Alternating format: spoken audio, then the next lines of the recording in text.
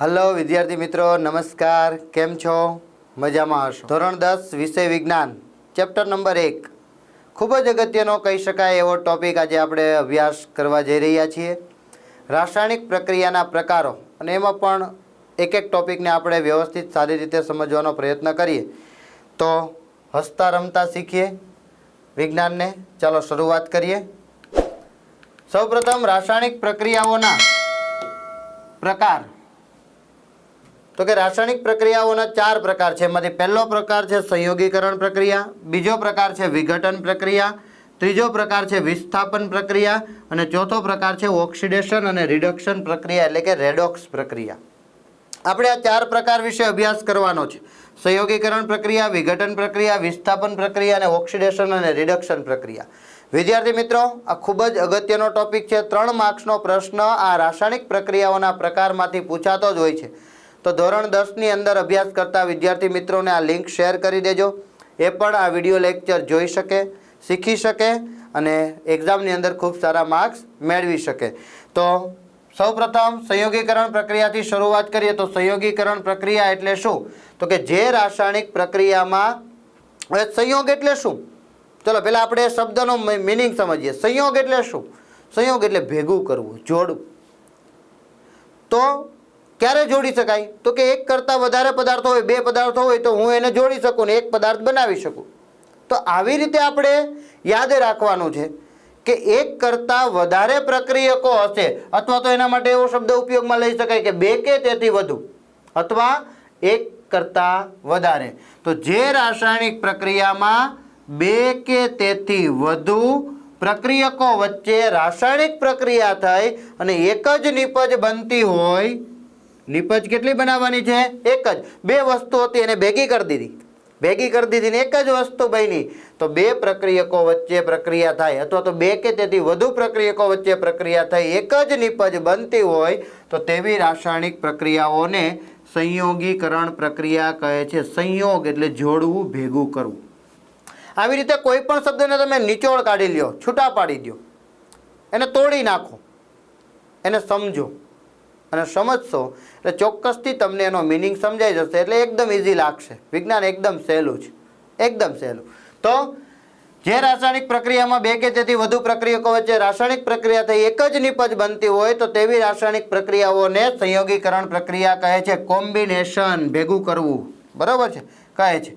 કઈ કઈ પ્રક્રિયા? તો અહીંયા આપણે જોઈ શકીએ છીએ કે કેલ્શિયમ ઓક્સાઇડ CaO એની H2O સાથે પ્રક્રિયા થાય તો H2O ની અંદર 2 આયનો હોય, એક H+ હોય અને એક OH- હોય.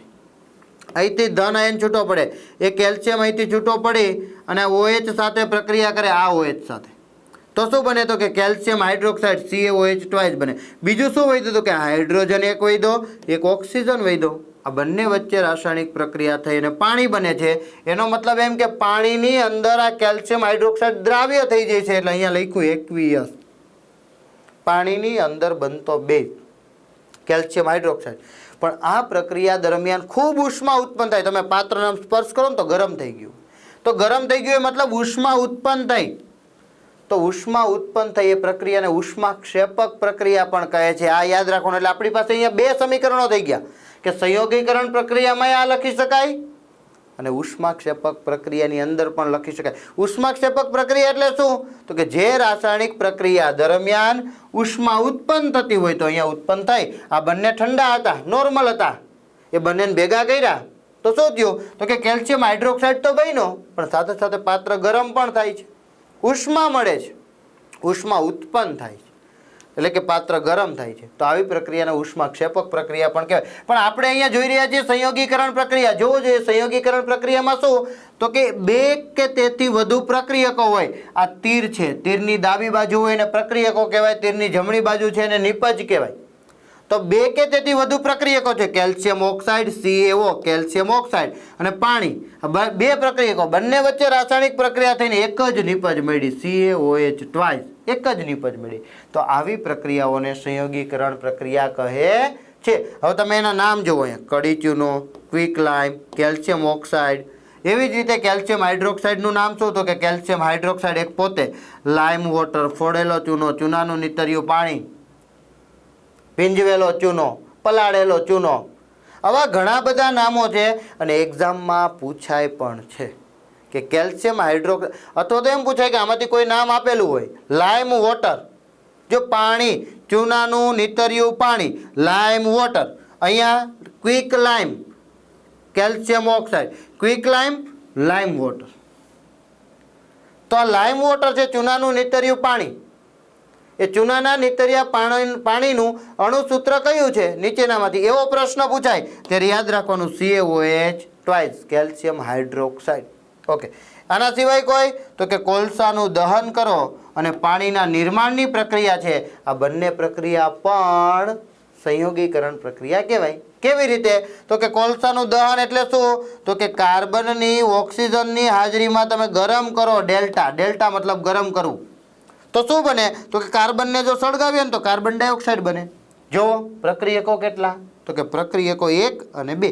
બે પ્રક્રિયકો વચ્ચે રાસાયણિક પ્રક્રિયા થઈને એક નિપજ મળતી હોય તો એવી રાસાયણિક પ્રક્રિયાઓને સંયોગીકરણ પ્રક્રિયા કહે છે. બે પ્રક્રિયકો એક નિપજ. પાણીનું નિર્માણ કેવી રીતે, તો કે એની અંદર હાઇડ્રોજન અને ઓક્સિજન ભાગ ભજવે છે. એટલે કે H2+O2 ઇટ ગિવ્સ, શું થાય છે, તો કે પાણી બને છે. યાદ રાખવું કે પાણીનું નિર્માણ એમનું નથી થતું. જ્યારે હાઇડ્રોજન અને ઓક્સિજન ભેગા થાય ને ત્યારે ધડાકો થાય.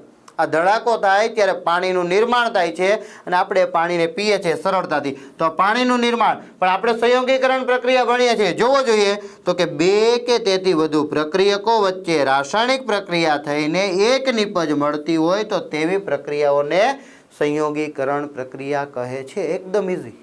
કોમ્બિનેશન રિએક્શન, બે પ્રક્રિયકો એક નિપજ. એમાં આ બે સમીકરણ તો જુઓ, C+O2 CO2, H2+O2 H2O. આમાં કદાચ હજી તમને યાદ રાખવા માટે પહેલું થતું હોય કે સંકોચ થતો હોય કે યાદ નહીં રહી. કેલ્શિયમ ઓક્સાઇડની પાણી સાથેની પ્રક્રિયાથી કેલ્શિયમ હાઇડ્રોક્સાઇડ CaOH ટ્વાઇસ, ચૂનાનું નીતર્યું પાણી, લાઇમ વોટર મળે છે. એક બે વખત સમીકરણ લખશો ને એટલે મગજમાં બેસવા મળશે અને આ એ સમીકરણ એક્ઝામમાં પૂછાય પણ છે. તો આ છે આપણી સંયોગીકરણ પ્રક્રિયા. હવે એક પ્રશ્ન છે, ઘરની દિવાલો ઘોડવા માટે શું વપરાય છે, તે પદાર્થ કેવી રીતે બને છે? દિવાલને ઘોડવું એટલે રંગવું, કલર કરવું. એના માટે શું વપરાય છે અને તે પદાર્થ કેવી રીતે બને છે? તો ઘરની દિવાલો ઘોડવા માટે ચૂનાનું નીતર્યું પાણી CaOH ટ્વાઇસ વપરાય છે. એટલે કે કડી ચૂનાને પાણીમાં નાખી દીધો ને પછી એનો જ ઉપયોગ થાય દિવાલને રંગવા માટે. બરાબર છે. તો ઘરની દિવાલોને ઘોડવા માટે ચૂનાના નીતર્યું પાણી CaOH ટ્વાઇસ વપરાય છે. CO+H2O it gives CaOH twice, ચૂનાનું નીતર્યું પાણી, લાઇમ વોટર, કેલ્શિયમ હાઇડ્રોક્સાઇડ વગેરે એના નામ છે. ફોડેલો ચૂનો, ભીંજવેલો ચૂનો. તો આનો ઉપયોગ થાય છે. તે કેવી રીતે બને, તો કે આવી રીતે બને. કેલ્શિયમ ઓક્સાઇડની પાણી સાથે પ્રક્રિયા કરતા કેલ્શિયમ હાઇડ્રોક્સાઇડ બને છે. આ કેલ્શિયમ હાઇડ્રોક્સાઇડ જ્યારે આપણે આમ લગાડતા હોઈએ, દિવાલ પર લગાડીએ એટલે વાતાવરણની અંદર કાર્બન ડાયોક્સાઇડ છે 0.03% જેટલો. આ કાર્બન ડાયોક્સાઇડ વાયુ સાથે પ્રક્રિયા કરે. યાદ રાખવાનું મિત્રો કે જ્યારે પ્રક્રિયકની અંદર એટલે કે તીરની ડાબી બાજુ, આ તીર છે એની ડાબી બાજુ કોણ હોય, પ્રક્રિયકો હોય. એ પ્રક્રિયકોમાં કાર્બન ડાયોક્સાઇડ હોય તો નિપજમાં કાર્બોનેટ મળે, CO2નું CO3 વાળું સંયોજન મળે. આનાથી ઊંધું, જો આ બાજુ કાર્બોનેટ હોય ને તો આ બાજુ કાર્બન ડાયોક્સાઇડ વાયુ મળે. એકદમ ઇઝી છે કેમેસ્ટ્રી. બસ યાદ રાખવાનું, થોડું ઘણું યાદ રાખો એટલે સમીકરણો જાતે બનાવતા તમે શીખી જાઓ. તો કેલ્શિયમ હાઇડ્રોક્સાઇડની કાર્બન ડાયોક્સાઇડ વાયુ સાથે પ્રક્રિયા થાય એટલે અહીંથી કેલ્શિયમ કાર્બન ડાયોક્સાઇડ વાયુ સાથે પ્રક્રિયા કરે એટલે CaCO3 બનાવે. કેલ્શિયમ કાર્બોનેટ, ચૂનાનો પથ્થર, લાઇમસ્ટોન, આવા બધા નામ છે એના. અને બીજું શું થાય તો કે પાણી છે. હવે પાણી દિવાલ ઘોડતા હોઈએ, કાર્બન ડાયોક્સાઇડ વાયુ સાથે પ્રક્રિયા કરી લીધી, કેલ્શિયમ કાર્બોનેટ બન્યું, પાણી બન્યું. પાણીનું તો બાષ્પીભવન થઈ જાય. શું થઈ જાય? બાષ્પીભવન. શું વધ્યું? કેલ્શિયમ કાર્બોનેટ વધે છે, જે મજબૂત રીતે દિવાલની ચારેય બાજુએ લગાડેલો હોય છે. બરાબર છે. લગાડ્યું શું? Calcium hydroxide. શું બની ગયું? CaCO3. એનું મજબૂત આવરણ બની જતું હોય છે. આ ઉપરાંત આવ્યો આપણો પ્રશ્ન, ઉષ્માક્ષેપક રાસાયણિક પ્રક્રિયાઓ કોને કહે છે? હમણાં જ કીધું કે જે રાસાયણિક પ્રક્રિયાઓ દરમિયાન નિપજના નિર્માણની સાથે ઉષ્મા મુક્ત થતી હોય, ઉત્પન્ન થતી હોય તો તેવી પ્રક્રિયાઓને ઉષ્માક્ષેપક પ્રક્રિયા કહે છે. શું ઉત્પન્ન થવું જોઈએ? ઉષ્મા ઉત્પન્ન થવી જોઈએ. કેમ ખબર પડે ઉષ્મા ઉત્પન્ન થઈ? તમે સ્પર્શ કરો, ગરમ લાગે તો ઉષ્મા ઉત્પન્ન થઈ છે. ઉદાહરણ તરીકે કુદરતી વાયુનું દહન, મિથેન, CH4. તમે બધાએ કદાચ ગામડામાં જો રહેતા હશે જે વિદ્યાર્થી મિત્રો, એમણે હજી પણ બાયોગેસ વિશે ખબર હશે. અત્યારે પણ ખબર હશે બાયોગેસ શું છે. ગાય, ભેંસ, બળદ એના છાણ હોય એટલે કે મળમૂત્ર હોય એને ભેગું કરીને એક કુંડીમાં નાખે, એને પાણી થોડુંક નાખીને ખૂબ હલાવીને પછી એને ત્યાં ફળિયાની અંદર એક ઊંડી એવી ટાંકી હોય એ ટાંકીમાં જવા દે. એ ટાંકીમાં જશે એટલે શું થશે તો કે એનું આથવણ થશે. અંદર કોહવા છે, કોહવા છે ને એટલે વાયુ ઉત્પન્ન થાય. એ વાયુ કેવો હોય તો કે કુદરતી વાયુ મિથેન હોય. કેવો હોય? કુદરતી વાયુ મિથેન. હવે ઉપરના ભાગમાં છે ને એક પાઇપલાઇન છે ને રસોડામાં જતી હોય. ગામડામાં હશે આવી વ્યવસ્થાઓ. એ રસોડામાં જતી હોય ને ગેસ સાથે, જેમ આપણે અહીંયા LPGના બાટલાઓ હોય એમ ત્યાં એ ભોંયતળિયામાંથી એટલે કે અંદરથી જે આપણે બધો કચરો નાખ્યો છે, ગાય ભેંસના મળમૂત્ર નાખ્યા છે, છાણ નાખ્યા છે, એ બધું જ ભેગું કર્યું હોય. ગાયની નીચે બેસવા માટે જે હોય, આપણે કોરુક રાખવા માટે ડાખરી નાખીએ, ગુવાર નાખીએ, એવું બધું પોતપોતાના પ્રદેશ પ્રમાણે હોય, નામ પણ એ પ્રમાણે હોય. તો એ બધો ડૂચો કચરો બધો ભેગો કરીને વલોવીને નાખ્યો હોય, એમાંથી જે બનતો મિથેન વાયુ છે એને નળી મારફતે ગેસ સાથે જોડેલો હોય રસોડામાં. ત્યાં ગેસ ચાલુ કરીને દિવસથી સળગાવે ને એટલે મિથેન વાયુ હવાની હાજરીમાં સળગે તો શું બને તો કે કાર્બન ડાયોક્સાઇડ વાયુ બને. હવે જો અહીંયા કાર્બન આવ્યું, એ હવાની હાજરીમાં સળગાવવામાં આવે, સળગાવ્યું, દહન, બરાબર, સળગવું. શું થાય તો કે કાર્બન ડાયોક્સાઇડ વાયુ ઉત્પન્ન થાય ને બીજું પાણી ઉત્પન્ન થાય. પાણી ઉત્પન્ન થાય મતલબ જો ગરમ છે, સળગું ને, સળગું આપણે સળગાવ્યું તો પાણી ઉત્પન્ન થયું, એ ગેસ સ્વરૂપમાં છે એટલે કે વરાળ સ્વરૂપમાં છે, એ તો વાતાવરણમાં જતો રહેશે. અને કાર્બન ડાયોક્સાઇડ વાયુ પણ વાતાવરણમાં જતો રહેશે. પણ આનાથી શું થશે તો કે આપણે રોટલી મૂકીએ, તાવડી મૂકી હોય ગેસ ઉપર, એની ઉપર આપણે રોટલી મૂકી હોય તો એ રોટલી શેકાઈ જાય. શાક બનાવવા મૂકી હોય તો શાક થઈ જાય આપણું. એમ કોઈ પણ રસોઈ રાંધવા માટે મૂકી હોય તો એ થઈ જાય. કેમ તો કે ઉષ્મા મળી. તો આ પ્રક્રિયાને પણ શું કહેવાય? ઉષ્માક્ષેપક પ્રક્રિયા કહેવાય. મિથેન વાયુનું દહન થવું. આ ઉપરાંત કોલસાનું દહન, કાર્બન, લાકડાને હવાની હાજરીમાં સળગાવો, કાર્બન ડાયોક્સાઇડ વાયુ મળે ને ઉષ્મા મળે છે. આ ઉષ્માથી આપણે ફરીથી એક ચૂલો મૂક્યો હોય, ગેસ નહીં, હવે ચૂલો, લાકડાઓ મૂક્યા છે, એની ઉપર તપેલું મૂક્યું, એની અંદર પાણી ભર્યું, પાણી ગરમ કરવું છે, લાકડાઓ બળશે, કાર્બનનું હવાની હાજરીમાં દહન થશે એટલે કાર્બન ડાયોક્સાઇડ વાયુ ઉત્પન્ન થાય, સાથે ઉષ્મા મળે છે.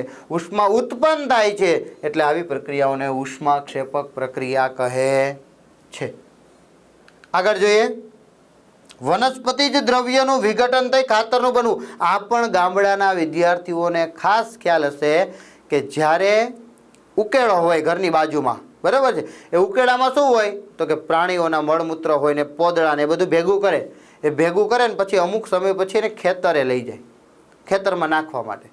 તો ખેતરમાં નાખવા માટે જ્યારે લઈ જવાના હોય ને ત્યારે પપ્પા કે કોઈ પણ જે કંઈ પણ એ ભરતા હશે ત્યારે અંદરથી ધુમાડા નીકળતા હોય, વરાળ નીકળતી હોય. અને જો કદાચ એમાં પગ મૂક્યો હોય ને તો ખ્યાલ હશે મિત્રો કે ગરમ લાગે છે, કારણ કે ત્યાં વનસ્પતિ જે કંઈ પણ દ્રવ્ય છે એ પ્રાણીઓએ ખાધેલું છે, વનસ્પતિ ખાધી છે.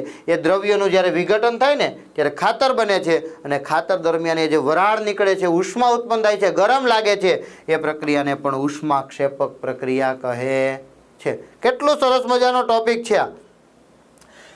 શ્વસન દરમિયાન ઉર્જા મુક્ત થતી હોવાથી શ્વસન એ ઉષ્માક્ષેપક પ્રક્રિયા છે. મિત્રો આમ હાથ રાખો, એમ લાગે ગરમ હવા નીકળે છે. કેમ ગરમ હવા નીકળે છે? ઉષ્માક્ષેપક પ્રક્રિયા છે. C6H12O6 આપણા શરીરના દરેક ભાગની અંદર ગ્લુકોઝ હશે. આ ગ્લુકોઝનું વિઘટન કરવા માટે આપણે આમ ઓક્સિજન શ્વાસ લઈએ એટલે ઓક્સિજન ત્યાં પહોંચે છે, એટલે લખ્યું છે ઓક્સિજન. ગ્લુકોઝ સાથે ઓક્સિજન ભળે એટલે આ ગ્લુકોઝના અણુને તોડે, એનું વિઘટન કરે એટલે શું થાય તો કે કાર્બન ડાયોક્સાઇડ વાયુ બને, જે આપણે ઉચ્છ્વાસમાં બહાર કાઢીએ છીએ.